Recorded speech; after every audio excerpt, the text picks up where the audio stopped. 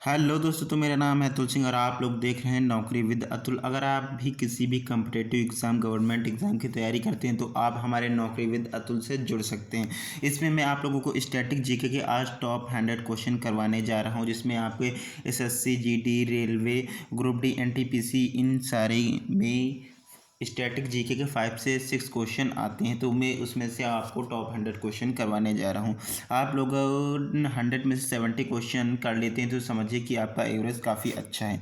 चलिए आज का फर्स्ट क्वेश्चन स्टार्ट करते हैं। ठीक, भारत में राष्ट्रीय बालिका दिवस कब मनाया जाता है? जो भारत में राष्ट्रीय बालिका दिवस होता है वह कब मनाया जाता है? तो यह 24 जनवरी को मनाया जाता है। भारत में राष्ट्रीय बालिका दिवस कब मनाया जाता है? 24 जनवरी को मनाया जाता है। ओके, क्वेश्चन सेकंड, भारत में विश्व की सांस्कृतिक राजधानी कौन सी है? भारत में जो विश्व की सांस्कृतिक राजधानी है वह कौन सी है? तो इसका हो जाएगा राइट आंसर कोलकाता। यह राजधानी है भारत संस्कृति की। ठीक, क्वेश्चन नंबर 3, बांदीपुर राष्ट्रीय उद्यान कहाँ स्थित है? जो बांदीपुर राष्ट्रीय उद्यान है यह कर्नाटका राज्य में स्थित है। यह कहाँ स्थित है? कर्नाटका में स्थित है। क्वेश्चन नंबर 4, लावड़ी किस राज्य का लोक संगीत है? लावड़ी किस राज्य का लोक संगीत है? तो लावड़ी केरल का लोक संगीत है। लावड़ी कहाँ का लोक संगीत है या केरल का लोक संगीत है? क्वेश्चन नंबर 4, केरल की नाव दौड़ किस त्योहार की विशेषता है? जो केरल में नाव दौड़ होती है वह किसकी विशेषता है? तो इसका राइट ऑप्शन हो जाएगा सी, ओणम। यह ओणम की विशेषता है। क्वेश्चन नंबर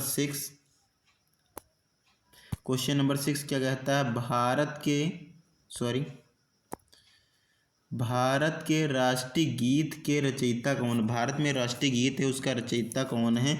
इसके रचयिता बंकिम चंद्र चटर्जी हैं, राष्ट्रीय गीत के रचयिता। और जनगण मन के रचयिता रविन्द्रनाथ टैगोर जी हैं।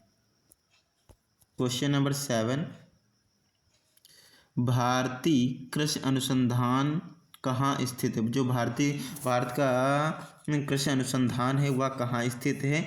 तो यह नई दिल्ली में स्थित है। ठीक, क्वेश्चन नंबर 8, अंतर्राष्ट्रीय योग दिवस किस दिन मनाया जाता है? अंतर्राष्ट्रीय योग दिवस है वह 21 जून को मनाया जाता है। अंतर्राष्ट्रीय योग दिवस कब मनाया जाता है? अंतर्राष्ट्रीय योग दिवस 21 जून को मनाया जाता है। क्वेश्चन नंबर 9, भारत में प्रत्येक वर्ष संविधान दिवस कब मनाया जाता है? किस दिन मनाया जाता है? भारतीय संविधान दिवस किस दिन मनाया जाता है? तो इसका राइट ऑप्शन हो जाएगा यह 26 नवंबर को मनाया जाता है। कब मनाया जाता है? यह 26 नवंबर को मनाया जाता है। क्वेश्चन नंबर 10, सबसे पुराना वेद कौन है? सामवेद, यजुर्वेद, अथर्ववेद या ऋग्वेद? इनमें से सबसे पुराना वेद कौन सा है? तो इसका राइट ऑप्शन हो जाएगा ऋग्वेद, जो है सबसे ओल्डेस्ट वेद है। क्वेश्चन नंबर 11, धनुर्वेद यजुर्वेद का उपवेद है, इसका संबंध निम्नलिखित में से किससे है? तो इसका संबंध किससे है? तो युद्ध कौशल से है। तो इसका ऑप्शन डी राइट हो जाएगा। क्वेश्चन नंबर 12, कौटिल्य का अर्थशास्त्र हमें डैश प्रशासन के बारे में जानकारी देता है। कौटिल्य का जो अर्थशास्त्र है वह हमें किस के प्रशासन के बारे में जानकारी देता है? तो यह मौर्य के बारे में हमें जानकारी देता है। क्वेश्चन नंबर 13, मौर्य साम्राज्य की राजधानी किसने की थी? मौर्य साम्राज्य की जो राजधानी थी वह किसने की थी? यह चंद्रगुप्त मौर्य ने की थी। Okay, question number 14, Chandragupta Maurya ने अपने अंतिम दिनों में किस धर्म को अपनाया था? चंद्रगुप्त मौर्य थे वह अंतिम दिनों में कौन सा धर्म अपनाया? उन्होंने जैन धर्म को अपनाया था। क्वेश्चन नंबर 15, भारत के भौगोलिक मानचित्र कौन तैयार करता है? भारत का जो भौगोलिक मानचित्र है उसे कौन तैयार करता है? तो इसे भारतीय सर्वेक्षण तैयार करता है। ओके, क्वेश्चन नंबर 16, भारत और पाकिस्तान के बीच की सीमा का निर्धारण किसने किया? जो भारत और पाकिस्तान के बीच की सीमा, इसका निर्धारण किसने किया है? तो इसका राइट ऑप्शन आपका हो जाएगा सी, सर सियर रेडक्लिफ ने किया है। क्वेश्चन नंबर 17, हमारा ब्रह्मांड कितना पुराना है, जो हमारा ब्रह्मांड है यह कितना पुराना है, तो इसका ऑप्शन ए हो जाएगा। 13.7 बिलियन वर्ष जो है यह हमारा ब्रह्मांड पुराना है। Question number 18। क्वेश्चन नंबर 18 क्या कहता है, सौरमंडल का दूसरा सबसे बड़ा ग्रह कौन सा है। सौरमंडल में जो सबसे दूसरा सेकंड हाईएस्ट ग्रह है उसका राइट ऑप्शन आप लोगों का हो जाएगा शनि। ये सेकंड हाईएस्ट सबसे बड़ा ग्रह है। Question number 19। यूरोपवासी किस ग्रह की पूजा सुंदरता की देवी के रूप में करते हैं। यूरोपवासी जो लोग हैं वो सुंदरता की देवी किसे मानते हैं या उनकी पूजा करते हैं, तो इसका राइट ऑप्शन हो जाएगा बी। ये शुक्र की पूजा करते हैं और शुक्र को सुंदरता की देवी मानते हैं। Question number 20। साउथ पोल पर पहुंचने वाला प्रथम व्यक्ति कौन था। साउथ पोल पर पहुंचने वाला प्रथम व्यक्ति कौन था, तो इसका ऑप्शन नंबर डी हो जाए बी हो जाएगा राइट ऑप्शन। ठीक, हम लोगों के टॉप 20 क्वेश्चन हो चुके हैं। अगर आपको किसी भी टॉपिक में डाउट है तो आप लोग हमें कमेंट करके बता दीजिए, मैं उस टॉपिक पे आप लोगों का एक वीडियो जरूर बनाऊंगा। चलिए क्वेश्चन नंबर स्टार्ट करते हैं 21। क्वेश्चन नंबर 21 कहता है, मंगल की परिक्रमा कक्ष में जाने वाला प्रथम एशियाई देश का नाम बताइए। ऐसा कौन सा देश था जो प्रथम एशियाई देश में प्रवेश किया था, तो इसका राइट ऑप्शन हो जाएगा भारत। तो ये कौन था, भारत था। ठीक, क्वेश्चन नंबर 22। ब्राज़ील में बड़े कॉफ़ी बागानों को कहा जाता है। ब्राज़ील के बड़े कॉफ़ी बागानों को क्या कहा जाता है, तो इसका राइट ऑप्शन हो जाएगा D. D is the right answer. Question number 23। Dash एक बागानी फसल है। चाय, गेहूँ, चावल, गेहूँ, चाय, मूंगफली, इनमें से कौन सी बागानी मतलब बागों की फसल है, तो इसका राइट आंसर हो जाएगा चाय। ये बागानों में पाई जाती है। ठीक, क्वेश्चन नंबर 24।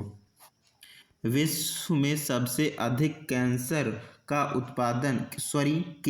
उत्पादन करने वाला देश कौन सा है। विश्व में सबसे अधिक केसर का उत्पादन करने वाला देश कौन सा है, तो इसका राइट ऑप्शन हो जाएगा ईरान जो है ये केसर का सबसे अधिक उत्पादन करने वाला देश है। Question number 25। भारतीय संविधान ने देश की शासन प्रणाली के रूप में किस व्यवस्था को अपनाया है, तो इसका राइट ऑप्शन हो जाएगा आपको संसदीय शासन प्रणाली को इसने अपनाया है। ठीक, क्वेश्चन नंबर 26। क्वेश्चन नंबर 26 क्या कहता है, क्वेश्चन नंबर 26 कहता है भारतीय संसद के कितने सदन हैं। जो भारतीय संसद के कितने सदन होते हैं, तो इसका राइट ऑप्शन हो जाएगा बी। भारतीय संसद के 2 सदन होते हैं। Question number 27।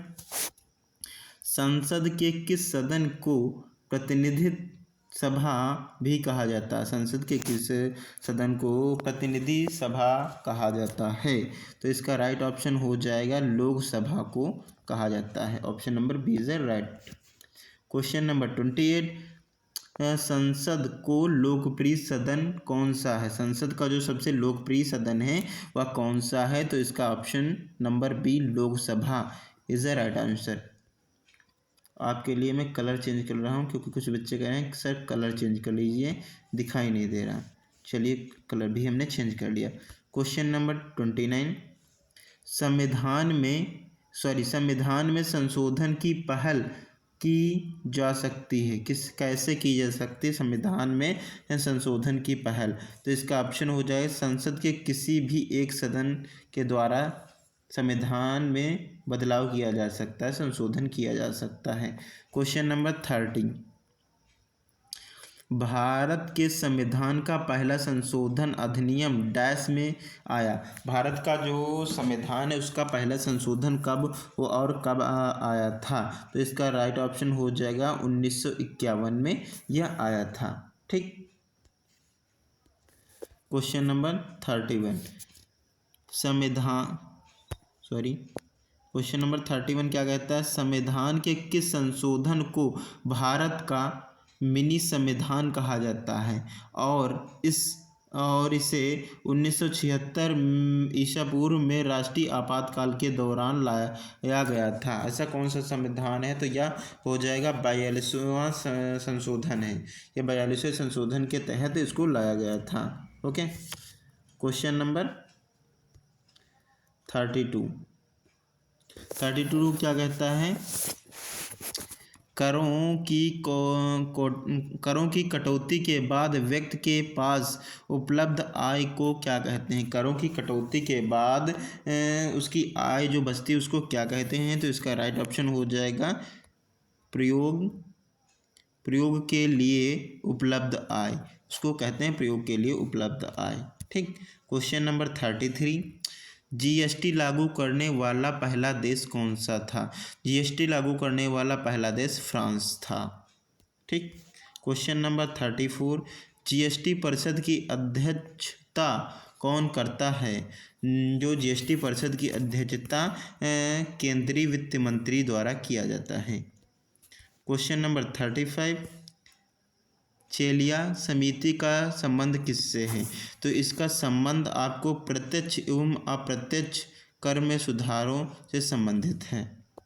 क्वेश्चन नंबर 36 राष्ट्रीय रासायनिक प्रयोगशाला कहाँ स्थित है? राष्ट्रीय रासायनिक प्रयोगशाला कहाँ स्थित है? तो यह इसका ऑप्शन हो जाएगा पुणे। राष्ट्रीय रासायनिक प्रयोगशाला पुणे में अवस्थित है। न्यूट्रॉन की खोज किसने की थी? जो न्यूट्रॉन की खोज चैडविक ने की थी। न्यूट्रॉन की खोज किसने की थी? न्यूट्रॉन की खोज चैडविक ने की थी। क्वेश्चन नंबर 38 एटम बम का आविष्कार किसने किया था? जो एटम बम होता है उसका आविष्कार किसने किया था? रॉबर्ट जे ओपेनहेमर ने किया था एटम का आविष्कार। क्वेश्चन नंबर 39 कंप्यूटर प्रोग्राम में एक एरर क्या कहलाता है? कंप्यूटर प्रोग्राम में जो एरर होता है वो क्या कहलाता है या बग कहलाता है? कंप्यूटर प्रोग्राम के एरर को बग कहते हैं। क्वेश्चन नंबर 40 हम लोगों के सामने 40वां क्वेश्चन है। MS वर्ल्ड का उदाहरण है डैश उदाहरण। तो MS वर्ल्ड का कौन सा उदाहरण है? Option number B MS Word का उदाहरण है। चलिए हम लोग के टॉप 40 क्वेश्चन कंप्लीट हो चुके हैं। क्वेश्चन नंबर 41 सी प्रोग्रामिंग भाषा को किसने डेवलप किया था? सी प्रोग्रामिंग की भाषा जो थी उसे किसने डेवलप किया था? तो option number D Dennis Ritchie ने इसे डेवलप किया था। क्वेश्चन नंबर 42 क्या कहता है?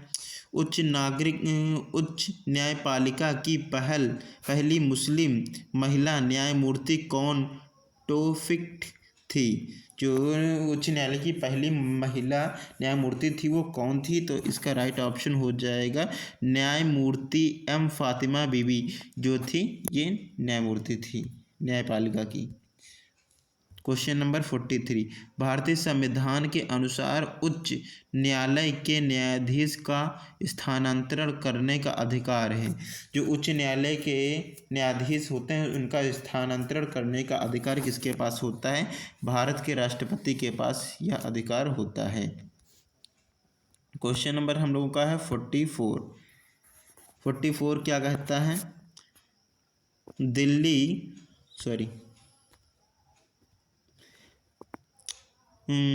दिल्ली उच्च न्यायालय की पहली महिला न्यायाधीश कौन थी? दिल्ली उच्च न्यायालय की पहली महिला जो थी वह कौन थी? तो इसका राइट ऑप्शन हो जाएगा आप लोगों का बी लीला सेठ जो थी दिल्ली उच्च न्यायालय की पहली महिला थी। अगर आप लोग ग्रुप डी की तैयारी कर रहे हैं तो मैं आप लोगों के लिए एग्ज़ामपुर के जो साइंस के नोट्स हैं उनको मैं एक्सप्लेन कर रहा हूँ। उनकी विद थ्योरी मैं आपको प्रोवाइड करवाऊँगा, वो फ्री ऑफ कॉस्ट है। आप लोग हमारे नौकरी विद चैनल पर जाकर RRB ग्रुप डी NTPC और RPF स्पेशली थ्योरी क्लासेस वाली प्लेलिस्ट में जाकर उसको पढ़ सकते हैं। ठीक, चलिए क्वेश्चन नंबर 45 संविधान के किस अनुच्छेद के अंतर्गत लोकसभा के बारे में उल्लेख है? संविधान का जो किस अनुच्छेद के अंतर्गत लोकसभा के बारे में उल्लेख है? तो इसका राइट ऑप्शन हो जाएगा अनुच्छेद 81 के अंदर इसका उल्लेख है। किसका उल्लेख है? लोकसभा का उल्लेख है। क्वेश्चन नंबर 48, भारत में एकल नागरिकता का सिद्धांत कहाँ से लिया गया? भारत में जो है एकल नागरिकता का सिद्धांत कहाँ से लिया गया है या इंग्लैंड से लिया गया है? भारत में एकल नागरिकता सिद्धांत इंग्लैंड से लिया गया है। क्वेश्चन नंबर 49, किस देश में दोहरी नागरिकता का सिद्धांत स्वीकार किया गया है? किस देश में दोहरी नागरिकता का सिद्धांत स्वीकार किया गया है? तो यह अमेरिका में दोहरी नागरिकता का सिद्धांत स्वीकार किया गया है। क्वेश्चन नंबर 50, क्वेश्चन नंबर 50 क्या कहती है? कहता है दोहरी नागरिकता किसकी विशेषता है? जो दोहरी नागरिकता है या किसकी विशेषता बताता है? तो यह संघीय सरकार की विशेषता बताता है। हम लोगों के टॉप 50 क्वेश्चन फिनिश हो चुके हैं और आगे के टॉप 50 क्वेश्चन बचे हैं। चलिए उनको करते हैं। क्वेश्चन नंबर 51 क्या कहता है? भारतीय नागरिकता किस प्रकार प्राप्त नहीं की जा सकती? जो भारत की नागरिकता है उसको किस प्रकार प्राप्त नहीं कर सकते हैं, ये क्वेश्चन में पूछ रहा है। तो भारतीय बैंक में धन जमा करके भारत की नागरिकता को आप प्राप्त नहीं कर सकते। ठीक। क्वेश्चन नंबर 52, भारत में नागरिकता की निम्नलिखित में से विशेषता में और कौन सही है? इनमें से कौन सी जो भारत की नागरिकता के लिए है वो कौन सा ऑप्शन आपका राइट हो जाएगा? तो इसका आपको option number C is right answer. संपूर्ण भारत के एकल नागरिकता जो है यह नागरिकता में उल्लेखित है। क्वेश्चन नंबर 53 क्या कहता है? पृथ्वी का ब्रह्मास्त्र चट्टानी हिस्सा कौन सा है? तो इसका चट्टानी हिस्सा कौन सा है? तो स्थल मंडल इसका चट्टानी हिस्सा है। क्वेश्चन नंबर 54 क्या कहता है? पृथ्वी को सौर के पराबैंगनी विकिरण से कौन सुरक्षित रखता है? तो इसका राइट ऑप्शन हो जाएगा ए कौन सा? ओजोन इसको सुरक्षित रखता है। ठीक। क्वेश्चन नंबर 55, पृथ्वी का कौन सा भाग मैग्मा का मुख्य स्रोत है? पृथ्वी का कौन सा भाग है वो मैग्मा का स्रोत है?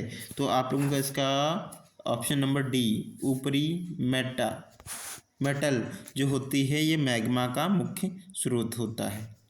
क्वेश्चन नंबर 56 क्या कहता है? मंगल ग्रह के कितने प्राकृतिक उपग्रह हैं? जो मंगल ग्रह है इसके कितने प्राकृतिक उपग्रह हैं? तो इसके 2 प्राकृतिक उपग्रह हैं। क्वेश्चन नंबर 57, पृथ्वी पर मौजूद सभी ऊर्जाओं का मुख्य स्रोत इनमें से कौन सा है? पृथ्वी पर मौजूद इनमें से ऊर्जा का मुख्य स्रोत कौन सा है? तो इसका आप लोगों का राइट ऑप्शन हो जाएगा सूर्य जो है इसका राइट ऑप्शन हो जाएगा। ठीक। क्वेश्चन नंबर 58 क्या कहता है? पूर्णिमा तिथि को पहला दिन मानते हुए किस दिन चंद्रमा अदृश्य हो जाता है? तो इसका राइट ऑप्शन आप लोगों का हो जाएगा 15वें दिन जो होता है पूर्णिमा तिथि को पहला दिन मानते हुए यह 15वें दिन चंद्रमा अदृश्य हो जाता है। क्वेश्चन नंबर 59, एक महीने में कितने बार आधा चंद्रमा दिखाई देता है? कि एक महीने में आधा चंद्रमा कितनी बार दिखाई देता है? तो उसका राइट ऑप्शन हो जाएगा यह 2 बार दिखाई देता है। ठीक। क्वेश्चन नंबर 60, किस जनजाति में रसोई घर जैसे ताल बंगल कहते हैं पाया जाता है? तो इसका राइट ऑप्शन हो जाएगा बी भुजिया, इसमें यह कार्बोहाइड्रेट पाया जाता है। आप लोगों को मैं एक टारगेट दे रहा हूँ, आप लोगों को इस वीडियो पर कम से कम 2 लाख आपको लाइक करवाने हैं। ठीक, जल्दी जल्दी से अपने दोस्तों के पास शेयर करिए, जिससे आप लोगों का यह नौकरी विद अतुल परिवार जल्द से जल्द बड़ा हो सके। इस वीडियो पर आपको कम से कम 2 लाख लाइक तो होने ही चाहिए। चलिए, जिससे हमें मोटिवेशन बनता है और मैं आपके लिए वीडियो बना पाता हूँ। Thank you. चलिए, क्वेश्चन नंबर 61 क्या कहता है? खासी और गोरा जनजाति मुख्यतः कहाँ पाई जाती हैं? तो इसका राइट ऑप्शन हो जाएगा, यह मेघालय में पाई जाती हैं। खासी और गोरा यह मेघालय राज्य में पाई जाती हैं। ठीक, क्वेश्चन नंबर 62 क्या कहता है? भारत की सर्वाधिक आद्य जनजाति है। आद्य जनजाति कौन सी है? भारत की सर्वाधिक आद्य जनजाति कौन सी है? जारवा, यह भारत की आद्य जनजाति है। क्वेश्चन नंबर 63 सरहुल त्योहार कौन सी जनजाति मनाती है? सरहुल जनजाति जो है वह कौन सी जनजाति मानती है? तो इसका राइट ऑप्शन हो जाएगा ए, उरवा। क्वेश्चन नंबर 64 सुंदरवन का डेल्टा निम्नलिखित में से किन नदियों द्वारा निर्मित है? सुंदरवन का जो डेल्टा है वह किन नदियों द्वारा निर्मित है?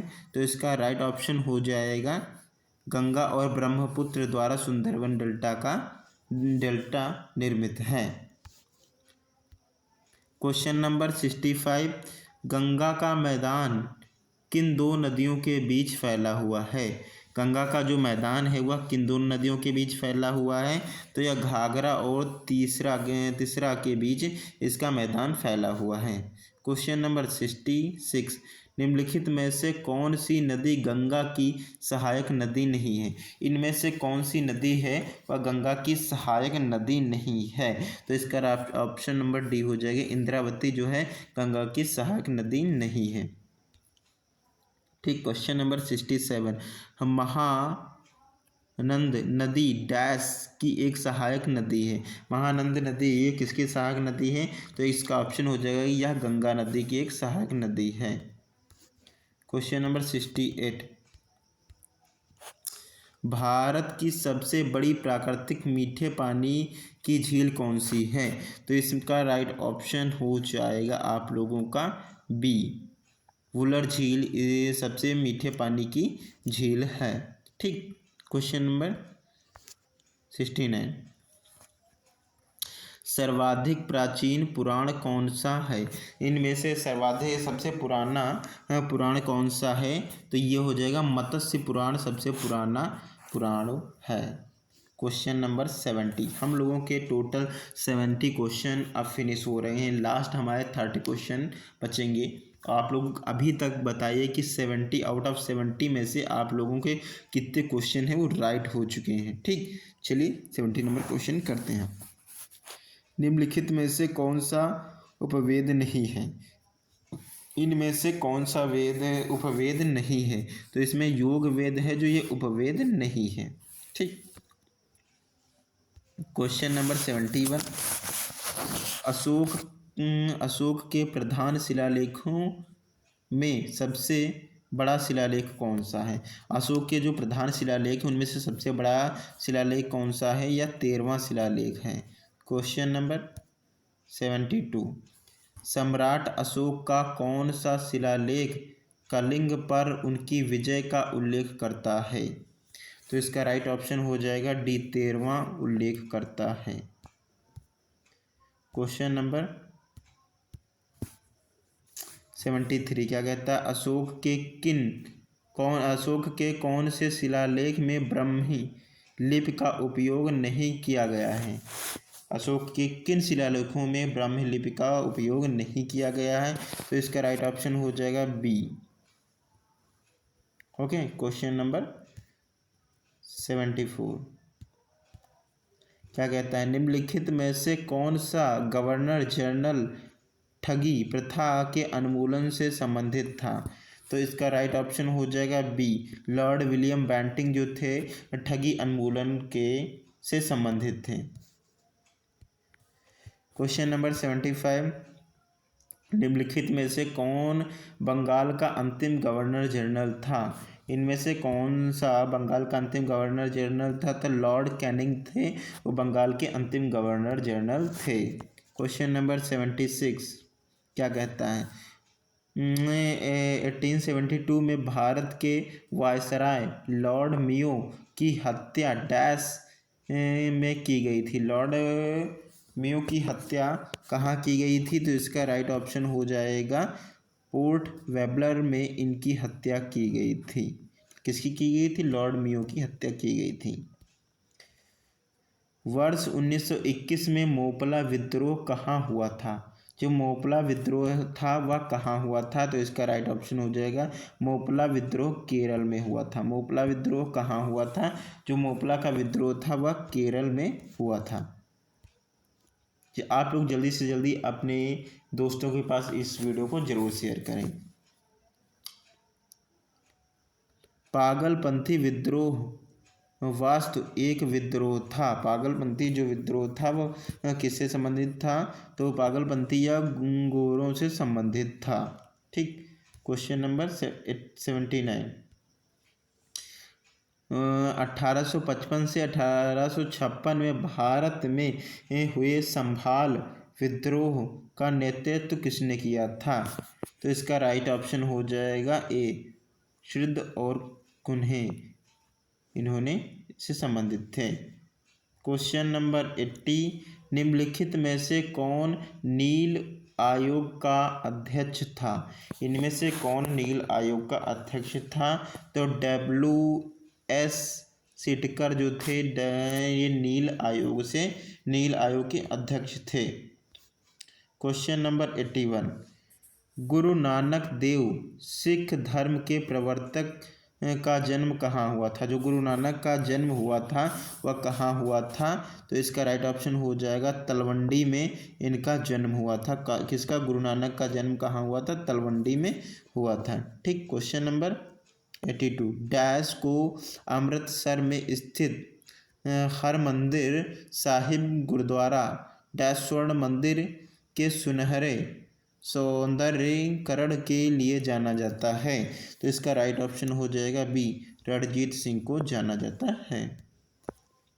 क्वेश्चन नंबर 83, किस सिख गुरु ने स्वयं को सच्चा बादशाह कहा है? किस सिख गुरु ने स्वयं को सच्चा बादशाह कहा है? तो गुरु अर्जुन देव ने से सिख गुरु कहा है। क्वेश्चन नंबर 84 क्या कहता है? डैश एक मुस्लिम संत रहते थे जहां फतेहपुर सीकरी बनाया गया था। तो इसका ऑप्शन नंबर आप लोगों का डी, शेख सलीम चिश्ती एक मुस्लिम संत थे जहां फतेहपुर सीकरी बना हुआ है। सॉरी। तेलुगु कृति अमुक्त मदल का लेखक कौन है? तो आप लोगों को इसका राइट ऑप्शन हो जाएगा B, Krishnadeva Raya is a right answer. Question number 86, अढ़ाई दिन का झोपड़ा क्या है? अढ़ाई दिन का झोपड़ा क्या है? तो अढ़ाई दिन का झोपड़ा मस्जिद है, मंदिर है, संत की झोपड़ी है या मीनार है? तो इसका राइट ऑप्शन हो जाएगा आप लोगों को अढ़ाई दिन का झोपड़ा एक मस्जिद है। क्वेश्चन नंबर 87 क्या कहता है? इल्तुतमिश ने सल्तनत की राजधानी के रूप में किसे स्थापित किया है? तो इसका राइट ऑप्शन हो जाएगा बी, इन्होंने दिल्ली को स्थापित किया है। ठीक। क्वेश्चन नंबर 87, दिल्ली के प्रथम प्रभुता संपन्न इल्तुतमिश को किस उपनाम से जाना जाता है? तो इसका राइट ऑप्शन हो जाएगा आपका डी, तीर्थ यात्रा का राजकुमार के रूप में जाना जाता है। क्वेश्चन नंबर 89 क्या कहता है? दिल्ली स्थित कुतुब मीनार में कितने मंजिल हैं? दिल्ली में जो कुतुब मीनार स्थित है इसमें कितनी मंजिल हैं? तो इसमें आपकी 5 मंजिल इमारत है कुतुब मीनार। क्वेश्चन नंबर 90, नियमित मुद्रा जारी करने वाला और दिल्ली को अपना साम्राज्य की राजधानी घोषित करने वाला प्रथम सुल्तान कौन था? तो इसका राइट ऑप्शन आप लोगों का डी हो जाएगा। इल्तुतमिश दिल्ली को अपना साम्राज्य घोषित करने वाला और राजधानी बनाने वाला पहला सुल्तान था। क्वेश्चन नंबर 91, नायार कौन था? नायार कौन था? तो ये option number C is the right answer. वे अग्रीड जो शिव के भक्त होते हैं उन्हें नायार कहते हैं। ठीक। क्वेश्चन नंबर 92, बौद्ध धर्म में त्रिरत्न का इंगित करता है? तो बौद्ध धम्म संघ ये त्रियत्र हैं इनके। क्वेश्चन नंबर 93, विश्व प्रसिद्ध पर्यटन स्थल सांची का प्राचीन नाम यह भी है। सांची का सेकंड नेम क्या है? तो इसका राइट ऑप्शन हो जाएगा कंकाड़म, या option number A is right option. Question number 94, अशोकराम विहार निम्नलिखित में से किस स्थान पर स्थित है? अशोकराम विहार निम्नलिखित में से किस स्थान पर स्थित है? तो ये वैशाली में स्थित है। कहाँ स्थित है? ये वैशाली में स्थित है। क्वेश्चन नंबर 95, नंदवंश का संस्थापक कौन था? नंदवंश का संस्थापक महापद्मानंद था। ठीक। क्वेश्चन नंबर 96, छठी शताब्दी ईसा पूर्व का मत्स्य महाजनपद स्थित था। छठी शताब्दी मत्स्य महाजनपद कहाँ स्थित था? तो इसका राइट ऑप्शन हो जाएगा यह राजस्थान में स्थित था। ठीक। ये क्वेश्चन नंबर 97, निम्नलिखित में से किसे एक दिन को पहला वित्रस्ता नाम से जाना जाता है? तो इसका राइट ऑप्शन हो जाएगा झेलम को या इसके नाम से जाना जाता है।